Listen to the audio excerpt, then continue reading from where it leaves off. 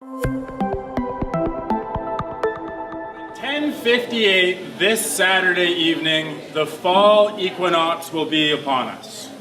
Ending from what I have heard, the hottest summer in Nova Scotian memory, from what I've heard. This past summer, I spent my time in a place where we experienced the coldest, wettest summer in 35 years. Rivers and lake levels were at an all-time high, mosquitoes were horrendous, and there wasn't a blueberry to be seen anywhere.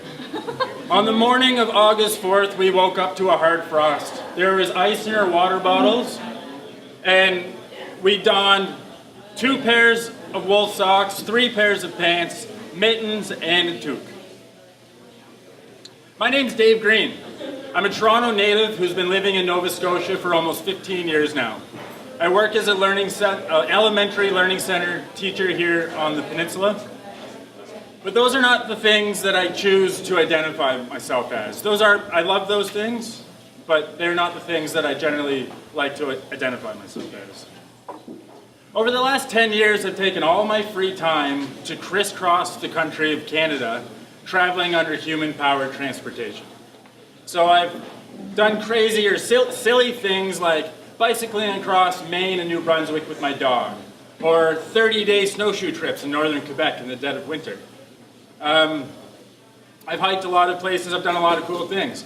I've logged almost 10,000 kilometers in a canoe. I've been all the way across Alberta, Saskatchewan, Manitoba, most of Ontario, and a lot of Quebec.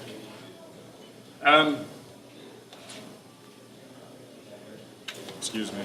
But most recently, I completed a 1,300-kilometer canoe trip this past summer in the Northwest Territories. We traveled down 3 rivers, up to and across the world's 7th biggest lake, Great Bear. It is these things that I have inside of me that are really my dreams. These are my passions. These are the things that resonate deep inside of me when I'm walking down Gottingen Street and the sirens are going off and I'm wondering, what am I really doing with my life? These are the things I think about when I go to bed at night and then I have dreams when I sleep. Sorry.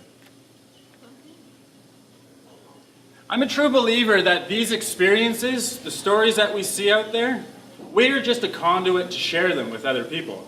I really believe that the lakes, the streams, the rivers, the trees, the rocks, they have their own stories.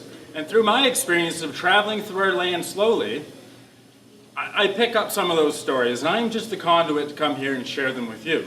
It's the same with the people that I meet, and the cultures I see, in the small towns that dot our giant country of Canada. We pick up on these stories as we go, and I come here, and I'm just the conduit of those stories, of their stories, of the tree stories that I pick up and I want to share with you. Excuse me. These trips have been my dreams, and they've been my passion for a very long time. They're never easy, and much was sacrificed to see them through. But these are the things that resonate with me deeply. 5 years ago, I started a speaker series in Wolfville. It started very humbly, and it started very small, very grassroots and very pure. It was called A Night of Adventure. And the whole idea was to invite in local enthusiasts of the outdoors who've done some badass trip that they want to share with people. So on the very first event, we only had 9 people show up. And to make it pure and to make it simple, we would bring in pumpkin loaf and zucchini loaf, and we'd bring in kettle of water and mugs and tea. And I would provide a platform for people to come in, and I'd give them an hour and a half, and they could talk about whatever they want, the logistics, the human dynamics, the hardships, the triumphs, the enlightenment even. And I give them an hour and a half, and they can show their videos and show their pictures and share their stories with other people. And it's through that experience that I have managed to build a really amazing community. Starting really simply like that, I have found that there are a lot of really incredible people surrounding us that have done a lot of really, really amazing things. And people who are passionate enough to, say, circumnavigate the Queen Charlotte Islands, such as my friend John Colton did, or Mike Kennedy riding his bicycle across Canada, Jen Pesticile, who ran across the country of Gambia for the Nova Scotia Gambia Association, or Nick Russell, who swam across Nova Scotia 2 years ago. I've met some really, really incredible people through this speaker series called Night of Adventure. I've made friends, and I've even lost friends. There was one man who, to this date, is the only person to have sought me out to share his story. It was a man named Fritz Mueller, and he had walked 37 days, almost 1,500 kilometers through the Sahara Desert, starting in Timbuktu, with a traditional salt camel caravan. Fritz later went on, and he died in a tragic accident while following his dreams and his passions, walking through the Caucasus Mountains along the Russian border, walking from the Black Sea to the Caspian Sea. It is people such as Fritz that I hold close in my heart that keeps me going and motivates me to keep my passions and follow my dreams and do these human-powered expeditions. So when I say human power, I mean we use our bodies. They're the most amazing machines in the world. We can put them through torture, they get hurt, they get beat up, yet they still fix themselves. So whatever that is to you, whether that's bicycling or hiking or skateboarding, or for me it's canoeing, so there's a lot of canoeing, there's a lot of kayaking in the presentations. But that's what resonates with me, and everybody else has something different. Over the years, I've done 25 of these presentations. Most recently, I moved to Halifax a year ago right about now, and I brought the presentation series with me from Wolfville at the Al Whittle Theatre to Mountain Equipment Co-op. And last year we had 4 of them, and it was really successful. We had a guy who walked across New Zealand north to south, the entire country.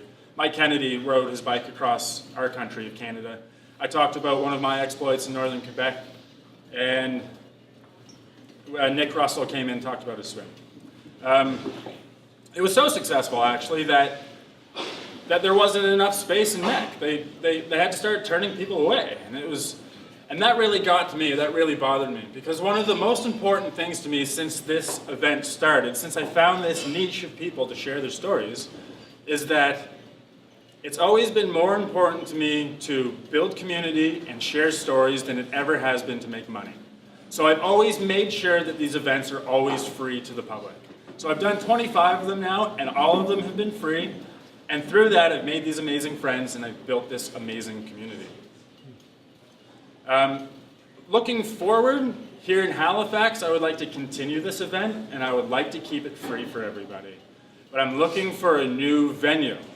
In order to keep it grassroots and as simple and as pure as possible, I would like to do it somewhere where the community can be built and people feel comfortable.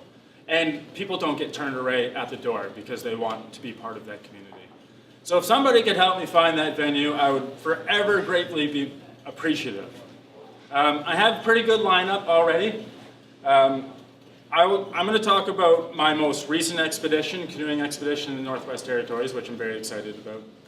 My friend Bradley Farquhar last year completed a 1,000-mile dog sled race in Alaska called the Iditarod. And then I have another friend, Noah Booth, who has a company called Northern Scavenger. It's a media content about the outdoors. And he completed a 424-kilometer, 92 portages in 9 days called the Meanest Link around Algonquin Park. So I already have 3 of them lined up. If you are somebody who has done something badass and are passionate enough to put yourself through that kind of torture to find enlightenment, then please come talk to me. I want to meet you. I want to hear your stories. And I'm positive that all these people do too.